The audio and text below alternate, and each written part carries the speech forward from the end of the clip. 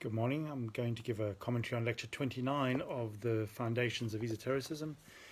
If one wanted to give this lecture a title, it might be given something like The Origin of Viruses, which is quite contemporary for the reason why I'm doing these commentaries, in the fact that we are right around the world having to isolate ourselves. Some of us are able to come out of that, but we have in the last months, half a year even, had to deal with the fact that there is a virus that is creating a pandemic around the world, and with lots of theories as to where the viruses come from.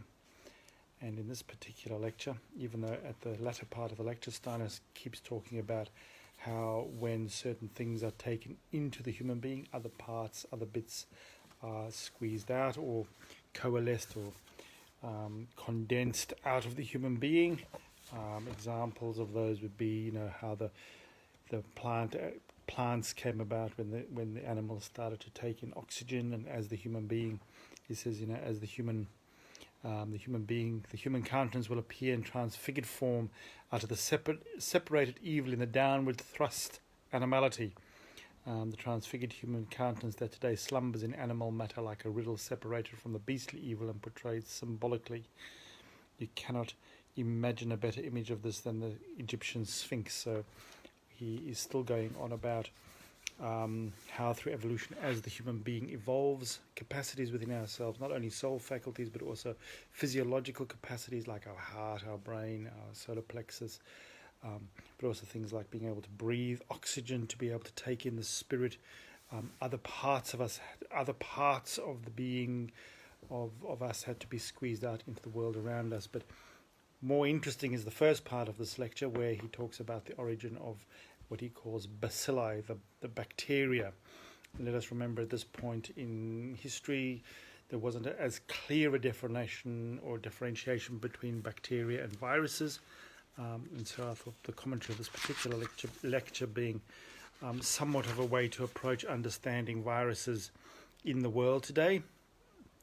So yes, they are these things where we need to look at the understanding of how karma works. So that's one of the simple ways of saying it, is that viruses, bacteria, are the consequences of certain actions of peoples. One of the places that Steiner talks about viruses, he says that viruses are the consequence, the karmic consequence of our treatment of the animal world. We can't actually find we can with some animals, possibly domesticated animals, our pets, farm animals. We can find one-on-one karmic balancing with individual animals, but generally speaking, the way a humanity or a people's deals with the animals, especially in the cruelty to animals, in the farming of them and the experimentation with them. At the time of Steiner, for example, vivisection, experimenting psychologically, also cosmetically with animals, has consequences. If we look at karma, the way Steiner describes a justification for karma is that every action has an equal reaction. And he asks us to consider the fact that if we do something in the world, that action has to come back to us, and that the time it takes for a particular action to come back to us may not take place before we die, and therefore we would seek to come back to the consequences of that action. And often in our life, when we feel drawn to a particular person, or if we feel drawn to a particular place, there's a possibility that something of what we did with each other, or what we did in a particular place, has drawn us back there. So for example, if we do something wrong in a particular place in the world, then we will be drawn back to rectify that. And he says that sort of badness, or that dark shade of action, will be inscribed in a place until that person goes back and puts a rectification in that. And so it's something to ponder, that in our lives, if we do something somewhere, it may be good to stay there and sort it out. Otherwise, it may draw you back in a future incarnation to go back there and create a complementary activity, an opposite reaction. So we've talked about this pendulum swing in the human being, in the ennoblement of the soul, that we take something in us, it's almost a poison, we swing to one extreme, and in the finding of the balancing power to bring that back into the middle, we find an ennoblement of our character and of our soul. This is part of how karma works. And here he's talking about, not here, but in other places where he's talking about that, he said, when when we as a humanity, as a collective, treat our animal world in a difficult way, or in a punitive or a suffering way, of creating suffering, the karmic consequence, the way it seeks, the world wisdom is sought to allow humanity to pay the consequences or to feel the consequences of that, is through viruses. So that's an interesting way just to look at how viruses work. It's slightly different to bacteria, and also different ways of treatment. He does not say that we should therefore just succumb to viruses. He says in this lecture particularly, he says we should of course work with mainstream medicine on how to sort that out. That's not a thing in itself. Of course, mainstream medicine has changed radically since then. So I'm not going to make a comment on the nature of vaccines at the moment, except that there are way too many for us to have to give to our children at such a young age. But yeah, vaccines in themselves are not the problem. At another place where he talks about vaccines, he says, if you are in a situation where as a community you need to take on a vaccine, a person asks me, look, I live in a community where I need a vaccination. So there are places, for example, today where people need to do health work, they need to take on a vaccination. He says the vaccination in itself isn't the problem. He says the vaccination without the complementary balancing activity is the problem. So if you just take the vaccine, of course you're going to succumb to its negative effects, but there is a way to balance the negative effects of vaccines, and that's to do spiritual work. He says, the more you take on vaccines, the more spiritual exercises you need to fulfill. So, no matter how much we look at this, engaging with the physical world and the consequences of what we call mainstream whatever, the balance to it, the antidote, or the forward movement of is to do our spiritual exercises, our meditations, and not just to sort of do it when we feel like it, but to actually take it on in a consequential matter. However, here he talks about another level, which is quite interesting for us to look at, again, in the light of today's world, where we sort of saying, well, where is the world up to? The result of 2020, everyone's sort of saying, what's next? Is this a major thing? We've just passed through our sort of June solstice, and there was an eclipse, which is supposedly, asking us or telling us that things will crack open, new opportunities will arise. And certainly the question in many people's minds, what's next? How do we create the new beginning? And he talks about here how bacilli come about, and we can, in that sense, again, as I said, he does say that he doesn't differentiate too much between bacteria and viruses at this point in his life, nor did science at first. At this point, that only came as a later differentiation. But an interesting thing that I find is worthwhile looking at is the effects of a decomposing nation.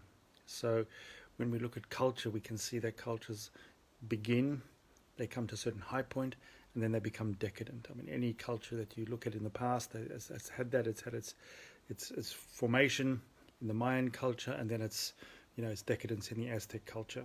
For example, you can see that in Rome, and you could almost,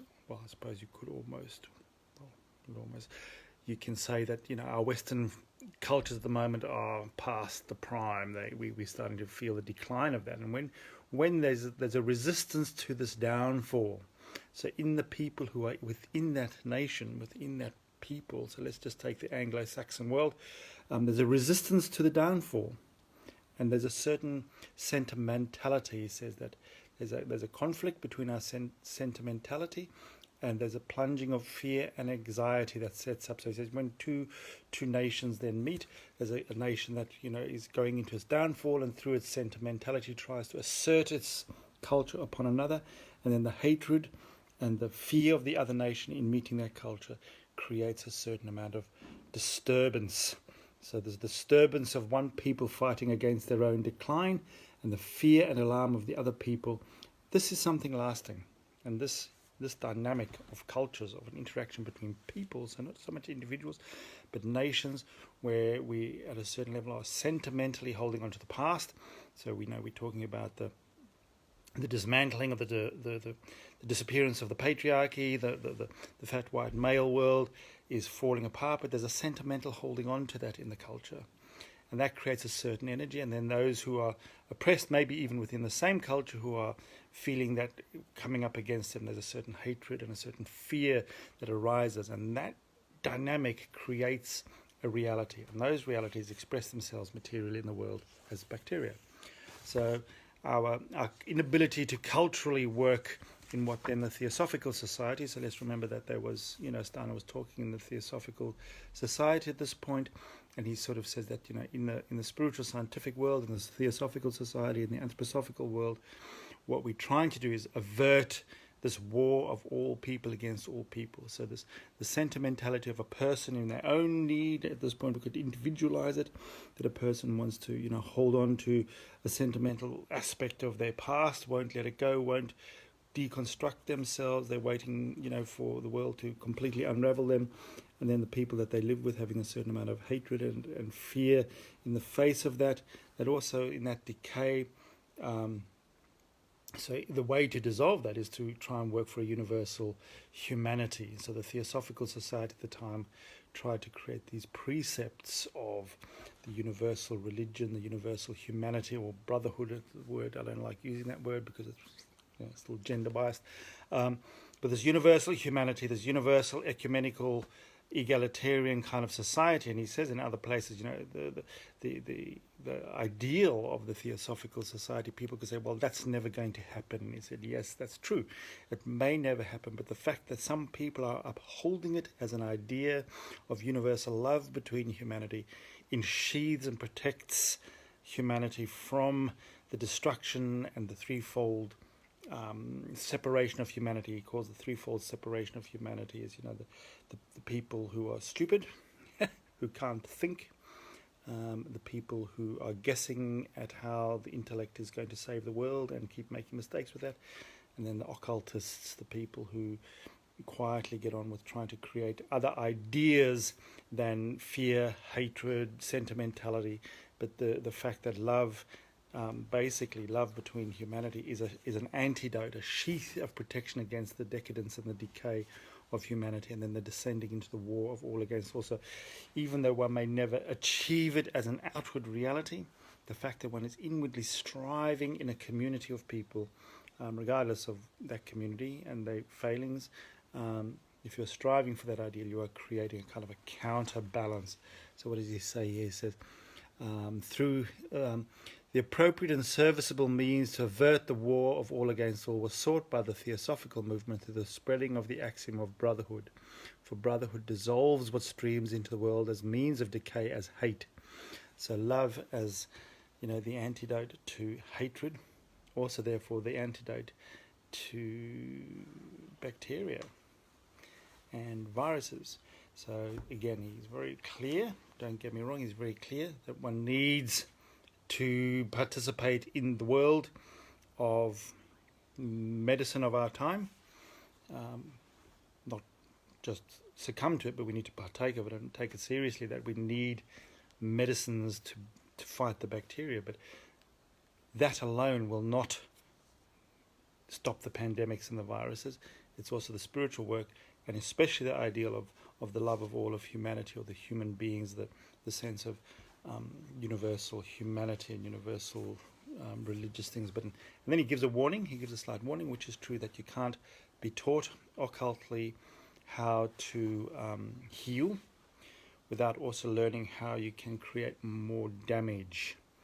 So if you know how a particular illness is healed, you also know how to create it. And he said there are people who will then use that information to go out. So if you, for example, go out into the world, again, a comment on our times, if you then go out into the world knowing that fear and hatred create these attacks on our humanity, it's easy to go out and create fear and hatred and therefore bring about a pandemic. And that's where the conspiracy theory is coming. We think these are all done in laboratories, but the real place that this takes place is in the astral sheath of humanity, where we feel pleasure and pain and desire, all these things. That's where the real inscriptions, the real activities, and the real consequences of these things are felt. So there we go. That's a bit of a comment on our times, 100 years ago, over 100 years ago, by Rudolf Steiner. We can discuss all the physical causes and conspiracies behind these things, but really it is at our own behest of creating fear, hatred, dissolution, sentimentally clinging on to things that should be deconstructed, fearing the change that is coming. All those things are actually what's causing the diseases, the illnesses and the fevers in the world. So basically we've created our own situation, maybe not us, but maybe, and that's another thing to take into consideration with these things, that it's not, I do something today and tomorrow the pandemic arises. this particular virus could have been caused quite some time ago. May not have been even in the last century, could have been a lot longer ago, and this thing of something was done, it has to go out into the world, into the cosmos, and then return as a karmic gesture. Therefore, it's much harder to make a comment on that. Where would this particular pandemic be coming from? One of the areas I like to go with that is that it is being brought into connection with bats. And if we look at the being of a bat as compared to, say, a butterfly or a bird, the bat is the one whose eyes are closed to things because they don't want to see they fly around in the dusk, because they don't want to look at the things they don't want to look at. And that's kind of what the virus is, really. We're not prepared to wake up and look at the things we don't want to look at because we might have to change. So all these things are somehow connected. And yes, of course, it needs human agencies, it needs laboratories, it needs all the things that we like to focus on in our materialistic attention. But we need to do the spiritual work and find other causality within what is coming, and to in a way then sit at peace with it, in the fact that this is also a karmic thing. It doesn't mean we shouldn't fight it, doesn't mean we should not want to get it, but if we get it, we can also then work with it in a spiritual way. So there you go. Interesting that a lecture of this nature can be brought into such critical actuality in the world of today. Have a good day. I'm off to write. Okay, bye.